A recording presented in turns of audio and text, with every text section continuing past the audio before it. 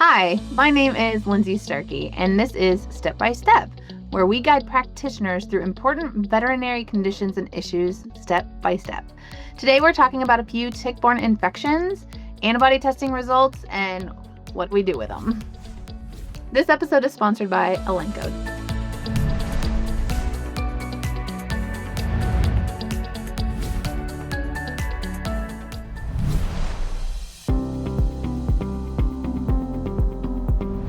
So first we have our assessment. We have an antibody positive result on one of our canine patients for one of the tick-borne analytes on these common tests. Well, that gives us an opportunity to start that conversation, discuss with the client what that really means for the patient. A positive result is an indication of exposure to a tick-borne pathogen, but I don't know if that's necessarily an active infection. What I do need to do is further diagnostics to determine if this dog needs treatment. I am also going to evaluate for gaps in that current tick control program. A good place for us to start are asking more questions. If we don't have a record of what they're using, ask what they're using. We need to make sure what that animal is on is something that we endorse and we know is going to protect that animal. And we actually have a lot of great options right now that can come in different formulations. One of the most common ones selected is something given monthly, orally, tasty, and that actually protects that dog not only against ticks and fleas, but a lot of other parasitic infections as well. Another question to ask is, what is this animal's lifestyle? How are they actually spending their time during the day? Are there travel opportunities? What do they look like? And are they protected when they go? And then another thing to just address in that tick control program is, how compliant are we using these products on a year-round basis? And then I'm going to dive into that patient history with the client, make sure that I performed a thorough physical exam, and record any related clinical signs. Things like fever, inappetence, myalgia, lameness, anemia or other blood work changes, vomiting, and potentially diarrhea. And then maybe ask some more prodding historical questions of that pet owner. Something that maybe they may have written off that has happened in the past 6 months or a year, however long it's been since this animal was last seen and tested. Did the animal just go a few days without really seeming as hungry as normal? Or were they not as active as they typically were and then they bounced back? Some of those things could be subtle indications that maybe there was a little lameness or a little systemic disease going on that was self-limiting and resolved on its own without intervention. But in hindsight, with this test result we have in front of us today, that actually could be meaningful information. Then we have our management strategies. So first, we're going to use diagnostic testing to try to determine the disease status. Is it active or not? And then we're going to use that to select our treatment plan based on our clinical findings. Common tests that we're going to pursue next are going to be looking at the urine. I want to do a urinalysis, and I'm mostly focused on protein when I'm looking at those for these different tick-borne pathogens. Another common test we're going to want to explore and see how things are looking are our basic blood work, so a CBC and a chemistry panel.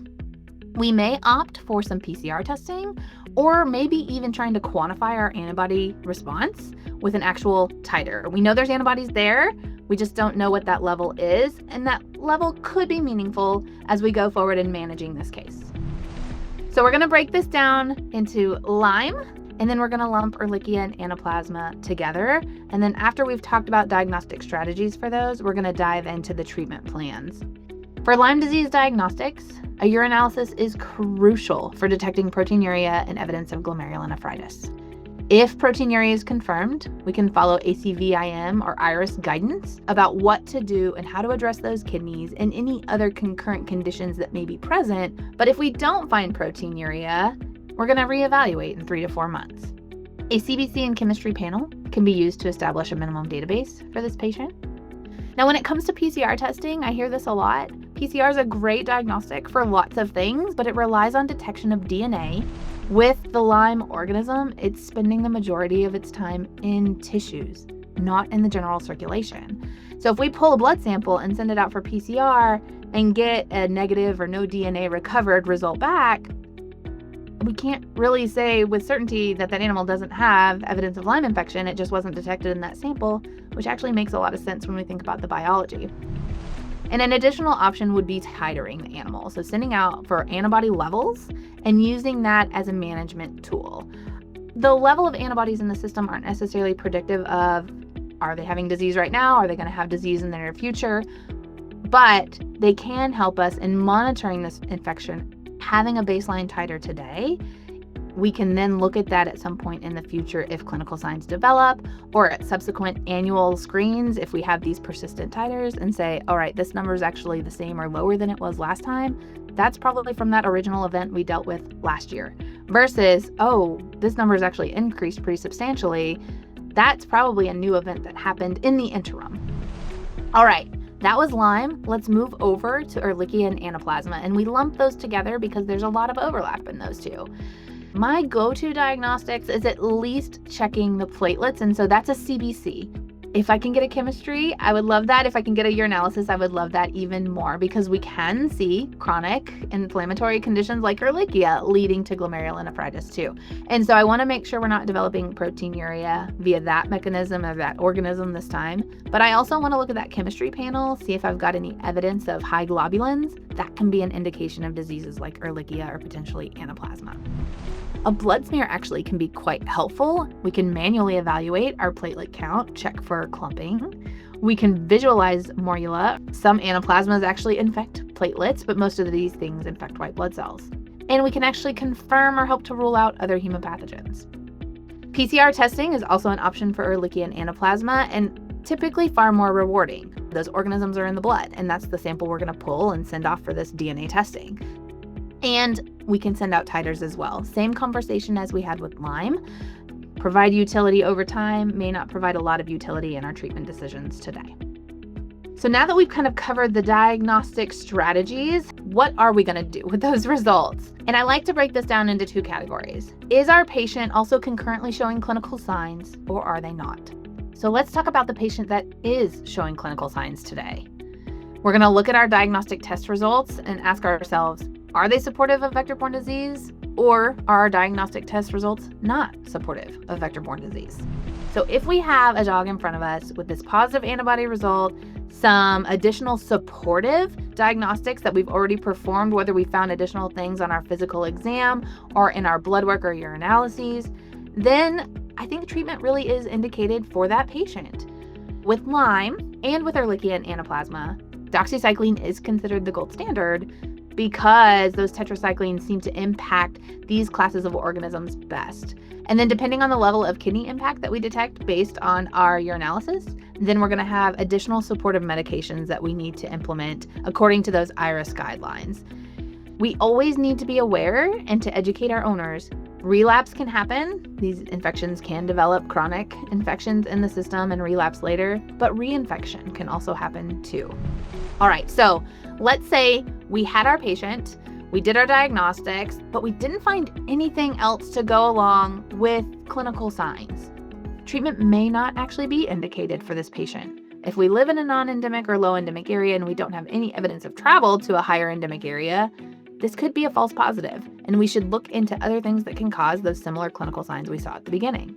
So that would be additional diagnostics besides what's already been run, maybe a repeat of some of these diagnostics at some point in the future to see if we can't target in on other causes for those clinical signs, because those antibodies can last a really long time. And then on the other side, we had our patients not showing any clinical signs at presentation. Additional things we should consider. It could be a false positive. We have to think about that again. And there currently is no consensus on treating an antibody-positive dog without findings that support a current diagnosis. But if we think it's likely a true positive based on where we're living, we can decide to treat, or we can decide to monitor and educate and manage. So lastly, we have our continued care. We need to finalize a plan to make sure that this patient is addressed moving forward.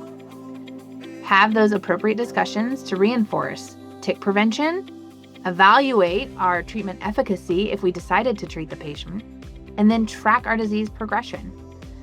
So we're going to discuss that ongoing tick prevention plan. We're going to remedy those gaps in our tick control program, and we're going to educate the client using regionally driven awareness about ticks and tick-borne infections. We can consider vaccination for Lyme disease. We also need to schedule our follow-up. So this would be making sure we've got those additional appointments scheduled in the future for our monitoring diagnostics, urinalyses, blood work. But we also need to schedule a follow-up in a couple of days and make sure that dog is actually feeling better. If we have prescribed doxycycline for one of our patients because they were showing clinical signs, and that animal's clinical signs do not nearly completely resolve or mostly resolve in a couple of days, that's an indication that something else is going on and we need to explore further. And then make sure all of this is documented in that medical record, all of the key points that we've shared to protect their dog against future infections and to manage whatever it is we've detected today. Thank you to Elanco for sponsoring this edition of Step by Step. For more information, check out vetfolio.com.